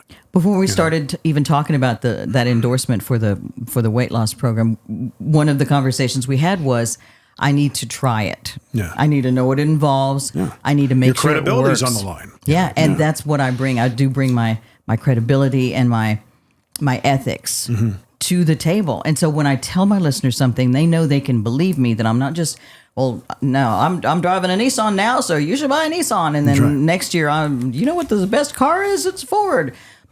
I'm not doing that. Yeah. Some people will, and it's just they're just. I worked with a guy out in Vegas. I mean, it was everything. Yeah. I've got Connecticut water in my house. I'm, go to Singular Wireless. It's everything under the sun. Yeah. If you wrote him a check, I'll talk goodly about you. He didn't care. Right. Yes. Oh, yeah. And I think that works for the short term, but I'm not. People get wise to it. And I think those are the kind of people who end up out of radio because they're in there for that short term money, and then radio does tend to be a long term thing if you want to make it work, and if you're making a career and you want to have that long term relationship with your listeners. I have listeners who are like, Carice, I want to kill her. She says, because she and I had been on the air like 5 years together or something like last year. And she said, actually, we've been together for 10 years because I used to listen to Anna when I was in the car on the way to school. Son of a. I know. She loves when I say that. Yeah. But that is the new generation. She is one of the future superstars, Carice Garcia. Yeah. She is amazing, and she's fast, and that's Barbara Bridges' leadership. We would have listeners come in and give them listener lunches and let them talk to us, and they would like, what do you think about Mix? Oh my gosh, I listen to it in the car. It keeps me from killing people on the way to work. Things like that. And then we would play that on the air. Yeah. And Carice had won some contest with won tickets to something, and she was so fun and fast on the air. Yeah. That I said, you know what? We have a listener lunch coming up in the near future. Would you consider coming in? And she did. And we just clicked. And she was so fast and funny. I said, Barb, I want you to meet this girl, Carice. There's something about, there's something special. And so we ended up making a deal for her to come in a couple of nights a week. And we'd kind of record some stuff ahead of time so I could still have her with me the next night or so. And then it was so good that we were like, Barb, we need to get her here. This is something magic. This is something extraordinary. But kudos to you guys because you identified, a rock star, and now we're going to pour into her. Yeah, we're going to shape her. You know what I mean? Absolutely. Yeah. And you know what? That's my point, is that not many, all the superstars, well, hey, if you're going to put the barrier of entry to radio up so high that I can't get in, or you're not going to pour into me, I'll just do my own thing. Oh yeah. And that's the thing is I've talked to a radio personality in Vegas that I worked with. I put up some Facebook post that was kind of not polarizing, but it was truthful. I'm like, you do realize that people in radio have the most opportunity right now to be so helpful to so many podcasters out there. Because podcasting is, hey, if you ever wanted to try radio, have at it now. For $1,000, you can get all the equipment and off you go. You truly can. Yeah. You don't need all the cameras that I have and stuff like that. You can use your phone and get all your clip content that way. You can buy a Roadcaster for $500, $600. these mics, well, this mic is actually a good mic, but you can get a mic for $100 that sounds just fine. Yeah. And off you go. You're done. Okay? Anybody can do it. So how can radio people help them? Radio people can get into the consulting and coaching business to the freaking cows come home. How many morning show people? I talked to one a couple of years ago. She got let go from another radio job because radio, when it comes down to it, has no loyalty. When, generally for 90% of the people out there, they get cut loose. You hear about mass layoffs and stuff like that. They couldn't care less. You're just a number, generally. Yes, and I don't want to just put that one side out there because it's like when I had a friend who was like, my employees have no loyalty. It's like loyalty doesn't come into it if the radio station stopped paying you, you would go away. Sure. It's not like I have the loyalty to the station. Right. So if you stop bringing in money for the radio station, you're going to go away. It's not a matter of loyalty when it comes to that. And There's I just would like to a monetary put that side value out there. yeah. I go where loyalty is valued the most. Right? Yes. Like what Dwight Schrute said. But getting into the aspect of people that are going into, like there's one person in Vegas, she's like, I just don't know, how many people, how do you make money with the podcasting? I said, you're thinking about going into having your own podcasting and having to get advertisers. And I said, I'm not talking about that. I'm talking about getting on all these business podcasts because these people, they've got money and they want to be, they know that the marketing in today's day and age is personal branding. And you got to get out there on Instagram and TikTok and Facebook and LinkedIn and have these short form content, which podcasting is perfect for because it's a natural conversation. All I'm doing is having a conversation like I used to do in the production studio with a client for 10 or 20 minutes. And in that 10 or 20 minute conversation, I'd find how many 30-second ads based on our conversation. That's all I would do. That's all I'm doing here. Yeah. Right. But at the same time, it's like, look, person in Vegas, go out and find all these podcasts and help them out. Help them make their podcast better. Because Ed Milet's got the biggest business podcast out there. You probably never heard of him. No. He's a superstar, okay, in the business world. Sorry, Ed. His podcast sounds marginal. I'll be nice. There is work to be done. And these guys are crushing it. They've got audiences that dwarf radio audiences. Holy cow. Yeah. So they just need some hundreds of thousands of down. Joe Rogan. I think he's getting 4 million downloads an episode. That's something to be, there's something to be said about that. I like the thought of moving into another phase of life. Right. Helping people. I do love to coach people. I do love to You'd be perfect I want to learn for it. everything. You and got then I want to morning tell show it to somebody. experience. You know how to have a engaging conversation. You know how to interview people. There's so much value. I thought when I got into the car business that all my skill sets were irrelevant. They've never been in more demand than they are now. It's crazy, Anna. That's awesome. It is awesome. crazy. Same thing for you, though. Yeah. I mean, Clint could be doing it. All these different people that maybe want to get out of radio or maybe they're on the beach or something like that. Guys, start knocking on, listening to this podcast and reach out to people. But it takes a sales skill. It takes business acumen, which can be learned. We're going to find that out. Right. That's where I help. That's where you come. Yeah. That's where I help. Well, I love that. Like Michael Del Giorno, like, dude, you could have been crushing it, but he takes another job with another radio station. W-2 mindset. I just want a steady paycheck. And the thing is, it's like looking at the difference between how salespeople's minds work and how the jock's minds work. It's different, but his needs to be that way because he is doing what he does. Right. It's like Ron needs to think a certain way that I might never get my head around, but it's because he's so creative. And he's like, when we first got together, we were listening to music and I would tap my foot and he goes, you're rushing it. And I'm like, you're pushing the beat. I said, you're taking away my enjoyment of music. Yeah. And like, boom, boom. He's like, trying to show me like that. And I'm like, oh my gosh. But it's because that's why he does what he does, because he thinks completely differently than I do. And that's why I can do what I can and he can't, because DiGiorno, that's why he does what he does, because he's good at it and that's how his brain works. I mean, you can't go, well, think like me and suddenly do it the way I do. That's true. You're absolutely right. I just don't think we have the luxury of being that focused on something anymore. As the world is changing, I'm seeing it everybody's got to have like multiple streams of income now, you know, and it's like, I've learned from having a W-2 mindset, my biggest risk was having one stream of income because it could go away just like that. And I learned that lesson twice in 3 years. Yeah. When I stepped out, I don't know if you know this, when I stepped out of radio, I worked for Prices. Oh, no, I didn't know that. That was like a little bit of an offshoot from my getting into the car business because I was dreading going into selling cars. I was like, what in the world am I doing? But I got to make money here. We got to put the big boy pants on. All right. I step out into it, worked for Prices, lasted 2.5 months. I mean, I knew he paid me my number and everything, but for 2.5 months, all I did was grind and I focused on his business. And he ended up, the first week I was there, I think he fired 6 or 7 people. Yikes. And I told Courtney, she's like, well, we can do this. I said, no.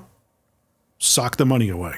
I don't know how long this is going to last. Right. This guy seems kind of wonky. Yeah. And, 2.5 months later, he'd come into my office. All right, he's coming. Yeah, this isn't working out. I said, what isn't working out? And I found myself almost like falling into a closing position in a sales negotiation. What's not working out? Well, it's not you, it's me. Okay, so we're breaking up? Well, what's that? Okay. What's the problem? All right, we agreed on a price. We're talking. So most of the stuff we talked about bringing on into my role, we haven't even done yet. Yeah. All right. I know you're paying X amount of dollars towards this other agency for your advertising. You wanted me to take that over and start doing all the ad buys for you, which I'm learning to do, and I can figure it out. Yeah. And work with all my contacts in the business. Is that the problem? Do I need to come back? I was finding ways to overcome the objection. Oh. What do you mean? Well, it's just me. And I would actually said, I know it's you because it's not me. I said, I've been doing what I agreed to. Yeah. Now you're kicking me out of my butt with a family and everything. That's not cool. So how do we rectify this? This isn't what I agreed to. Wow. And I pushed back. Good. And it was one of those things that you had to challenge the person and say, and this is, he was an intimidating guy. Yeah. And I said, look, I said, this isn't cool with me. Yeah. All right. Cause now I got to figure something out. I left a long time, work position that I worked on for 16 years to come work with you. Now 2.5 months late. We just had a conversation last week. You're talking about all these big things we're going to do. You're telling me how good I'm doing. Now I'm not. What happened? Did something happen over the weekend? Did I say something wrong? I was literally just trying to overcome that objection. And eventually it still didn't work out. But I was like, I look back on that and I go, wow, that was my first foray into closing a deal. That's actually fantastic. Right. Yeah. Even though I didn't close it, but still, it was because pushing back is so hard. You got a challenge. Pushing back is so hard. That's one of the things that's hard for me, just as a human being, because I'm the kind that like, okay, I'll try and make it work. I'll try and make it work. I'll try and make it work.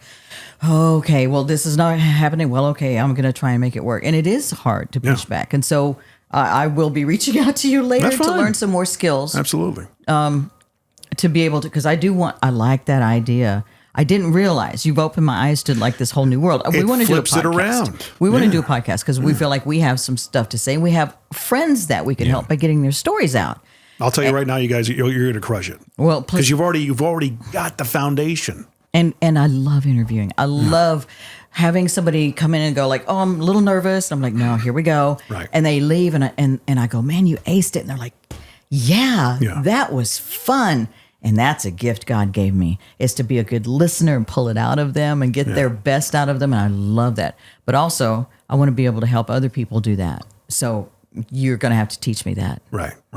Well, and not only that is even getting a podcast off the ground, because radio people have the ability to do it every day. Podcasters maybe be put, like, well, we got 100 episodes out. I'm like, great, you did 4 months of radio. Whoa, I didn't think of that. Yeah. When they hear that, they're like, oh, I'm like, not to deflate you. Talk to me when you get to episode 1,000. Whoa. Now you got a couple of years of radio under your belt. I said, these people go in and day out, especially talk radio hosts, doing 3-4 hours on the air of talking. Show prep, all the stuff that go booking guests and all that stuff. It's a lot of work. Yeah. And it's a lot of skills that you acquire. Totally. Oh my goodness. Totally. Okay. And it's like whenever I have clients that tell me, well, I've done 100 episodes. I said, that's a good milestone. Congratulations. You're now getting out of diapers. Yeah. Oh, really? Yeah. I said, Joe Rogan's only up to episode 1600, I think. Maybe he's in the 2000s. But, he's been doing it since 2007. And that's the amount of daily experience that radio The people reps. rack up. Yeah, the reps. And that's the thing, is that you already have that. You've got that advantage. You know what it's like to do it every day, which you may want to do. You start a podcast, you may want to book a conversation 3-4 times a week. Yeah. Just so you have those episodes coming out. Because as you get those episodes out, and maybe if they'll allow you to cross promote it from your show that you're doing for the I'm not sure if they'll see it as a conflict of interest, but that's how you start monetizing it. Okay. You know what I mean? Yeah. So then all of a sudden you got the business plan going into it, and then funding it from there. Oh, that's great. Yeah. I understand that. And then just something you just said. But you got to be a business person. I have to know, how to do some business and not just go like, well, I'm going to make it work. One of the things I used to, I had some musician friends that I would kind of help coach, like to do interviews, because they're like, we're going to have an interview with this radio station. So I would coach them. And I had one friend who wanted to try and get a record deal. And he was like, oh, I've got this great song. And I'm like, okay, great. What's your next song? He's like, well, I don't know. I just feel like if I could get a deal, I can write the next song. I was like, dude, if you get something that actually hits, if it actually lands, all eyes are on you. What's the follow-up? And then now what do you got? The next thing you send to the radio stations, at that time, it was like they'd send records. Next thing you send, it lands on somebody's desk and they go, well, this is that guy that had so-and-so. Let me listen. And it's kind of, doesn't hit. Next one, even if you get your next huge hit after that, when it hits their desk, they're going to go, oh, that last one they sent was so-and-so. So it's not even going to get heard. You have to have, you're right, you have to have them lined up. You have to have, if you got everybody going like, this is great, I'm going to listen next week, and it sucks, you screwed yourself. You did yourself so dirty. Radio and the music business are almost like in bed together. Oh, obviously they are. Well, in this case. Yeah. But I mean, it's, there's so much on the line, especially, you look at the bands from the 70s and the 80s, there was something called artist development, right? Where if the first album didn't hit, fine, we'll pour money into the second and third, probably, but there was a statistic or a metric back then that typically by the fifth album, it should be a hit. That doesn't exist anymore. Oh, we no. want it now. Yeah. And who suffers for that is the public. Yeah. Okay. The public ultimately suffers. Okay. In radio, if we keep on paying people less and less and less, and, I think it was during an emergency, somebody posted a picture of a radio station with nobody in it. And they were going through an emergency. Oh, wow. I had Danielle Breezy on. Yeah. And she was like, she's like, you got me to talk about stuff. She had me edit stuff out because she was really, not sure about what she said. She says, you got so much out of me that I never, it's like, I'm kind of afraid to put it out. So cool. And I said, that's fine. Yeah. I said, but let's just be honest. You're the rock star of that station. I said, when a weather event happens, people tune into you. Yeah, to hear Danielle. Because I need to know what's going to happen, and if there's a tornado heading here and stuff like that. You're good looking, you're friendly, you got a great personality. I said, the newscasters, the anchors, who gives a crap about them? Well, when it's weather, yeah. I mean, when sure. it's weather, I want to know now. Exactly. Right? I get my news from Twitter. Oh, you know what I mean? Yeah. It might be local news, but I mean, you can get local news. It's a paradigm shift, and it's like if you don't start thinking ahead of that, that's problematic. And when you mentioned the live and local being one of the reasons you feel that Mix 92.9 and Jack FM have had such good longevity and good success, I do agree with that, because it's also like, so it's starting to snow. Yeah. And I can go get a little video. Like, here's what it looks like in the parking lot. What's it like where you are? And then I can go, but holy crap, I almost busted my butt on the steps coming out because it's already iced up. Yeah. And I can show them. And then they start connecting with me. And it is live and local. It's not just the Weather Channel said there's ice on the steps of the radio station. Right. That doesn't happen. I get to be the boots on the ground. And you're actually proving it. You got social proof. Here I am in the backyard of Nashville. Yeah. Okay. Yeah. Not like, somebody, I'm voice tracking, Boise, Idaho from St. Louis. They're reporting some snow and ice. It's on somewhere, 4th and, Alexandria Road, wherever that is. Because they don't know. I know. They don't live there. Yeah. Yeah. That's the edge you guys have, I think. Well, thank you. How do people find and follow you? I mean, it's obviously at Mix 92.9. 92.9 on your radio FM dial. Yes. And on the Mix mobile app. Mix 92.9 has a mobile app. You can tell Alexa, play Mix 92.9. You can find us on our Mix 929 Facebook page. I've got a Facebook page, Anna Marie Mix 929. Yeah. And now that I've gotten married, I've got an Anna Marie De La Vega. De La Vega. Anna Marie De La Vega. And I don't do my Instagram very much. I'm trying to ramp that up. But in the past 2 years, getting married, first of all, the process of getting ready to get married, having for the first, how long? A year and a half of our marriage, our adult special needs son living with us, cooking and meal prep and daily living. And then at the end of the day, going in and starting my real job has kept me so busy. I have all these things exhausting. On the back burner. Yeah. In fact, that's one more thing I would like to give a shout out to Barbara Bridges. I don't know. This has been so long. We may have stopped recording. We're only an hour and 40 minutes into it. It's years okay. ago. But because one of the things about real life is that people act like, I'm going to take a selfie, and what I want to do soon is show, like, it took me 14 pictures to get that selfie right that I'm going to post on there. And people are so afraid to show their real selves because they're afraid they'll be judged. They'll be judged as not enough, not good enough, not pretty enough, because that's what everybody else is seeing. And this is my standard of what I'm supposed to look like and be like. But I got to the point where I just felt like I couldn't do it anymore. It's like work all day, work all night, work all day, work all night, work all day, work all night. And then, and when I have this wonderful, wonderful relationship that I'm trying to continue to strengthen and enjoy. And nurture, And so it got to the point where I also have depression. And so it got to the point where with the exhaustion, the depression worsened, and then the exhaustion worsened. And I just was at the point where I was feeling like walking around all the time, feeling like I was going to break into tears. Yeah. And I went to talk to Barbara, and it almost makes me cry just thinking about it, because she's so compassionate. Yeah. She's such a good boss. She's such a good coach, a good connector, that I told her, I said, I can't do it. Yeah. I said, I have an appointment with my doctor tomorrow. Went to the doctor. He said, holy crap. He said, you're not crazy. It's just you've been going on cortisol for, past year and a half. He said, you're just exhausted and you need to take some time off. Right. And he said, and I said, well, like what? He said, just a month. Will a month be okay? And I said, oh God. I started crying again. He said, I'll write the prescription, or no, you start tonight. And I was like, no, I have like a couple more nights till the end of the week. And I went and talked to Barb, and she, first of all, we immediately called human resources, and I had tons of sick days because I never used them, of course. Right. We lined it up, and they let me take off a month, and they covered, and Carice covered. Yeah. And they fed into me. What is it you call it? You pour into somebody. They were you-centric. They were them-centric in that situation. That's a culture thing. Yes. It's looking out for you. Well, hey, their immediate thought wasn't, well, what's in it for us, or what about us? Yeah, how are we gonna cover that? We need to take care of you.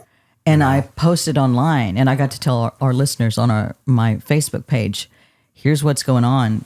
This is a hard post to make. Yeah. But this is real life, and I'm exhausted, and I can't be everything to everybody, and I can't always say yes, which I always tend to do. Yeah. And vulnerability is a powerful thing. And a lot of people were able to be vulnerable because they're like, I'm there too, Anna. Yeah. I'm there too. Thank you for sharing this.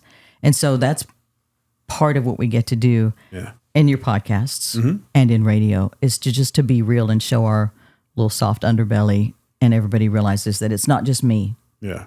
Who has that? Yeah, and it's even getting back to the picture taking and everything. One of my clients was so bent on, it had to be perfect. It had to look perfect. And somebody said this to me a couple of years back: perfection isn't profitable. And it's not. There's also an element of when people think about starting a business on their own, that they got to get all their ducks in a row, and everything's got to be pristine, and the I's got to be dotted, and the T's have to be crossed. Like, guys, that's called analysis paralysis. You're never going to get anywhere. I get that. Just go. You'll figure it out. Take the first step. Take the first step. I mean, a lot of the businesses I've been in, I'm jumping out of the airplane, building the parachute on the way down. I know. That's what it is. Yeah. You know? That's great. You've given such great advice. Thank you. I thought, well, I don't know. Well, likewise, this has been an amazing show. Thank you. Thank you so much. Thank you for what you do and helping people get the word out to other people that there's hope when they're feeling Totally. hopeless and helpless. It's like, dude, that's all of us. Yeah. We're human beings and we're going to screw up and we're going to fall down and hopefully we can help each other get back up. Are you making like podcasts out of the breaks of your show at night? No, I'm not. Because Which that's I should actually be. a lot of morning shows are starting to do. They're taking their content breaks and packaging them up into podcasts people can listen to later. The first radio station I worked for in Connecticut's doing that. They do an amazing job with it. Tremendous job. I feel like that's another place that I could use your help because we're funny as hell. Yeah. We're Carissa, she's killer funny. Yeah. And I'm smart enough to know, like when we say something and she gets the punchline, I'm smart enough to know I just need to shut up because that was awesome and not try and come back and say something else. So a lot of times in our bits, like she ends up getting the punchline because she's funny. Yeah. She's just, and I'm so proud to know that I got to help bring her on and I got to help be the one to show her, here's how we answer phones, here's how we treat people. You know, we don't go, oh, so-and-so, he calls all.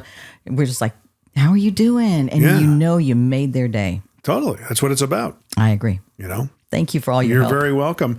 And Ron had to step out, but he's been an amazing. That was great to meet him and everything. And thank you for you guys to coming out and being on the podcast. Guys, the Mostly Middle Tennessee Business Podcast is our big, hairy, audacious goal for 2024. Same thing as last year, 10,000 average downloads. That's what we're shooting for. If you have a business and would love to be on, you could always apply. I've got an apply page at mmtbp.com. Just go to the website. You'll be able to apply. You'll be able to join our newsletter. Share the podcast out, all that fun stuff. Share, like, rate, subscribe, and tell your friends about the people here in Middle Tennessee that are making a true difference when it comes to business and just humanity, like Anna is. Thank you. Thank you for being on. Thank you.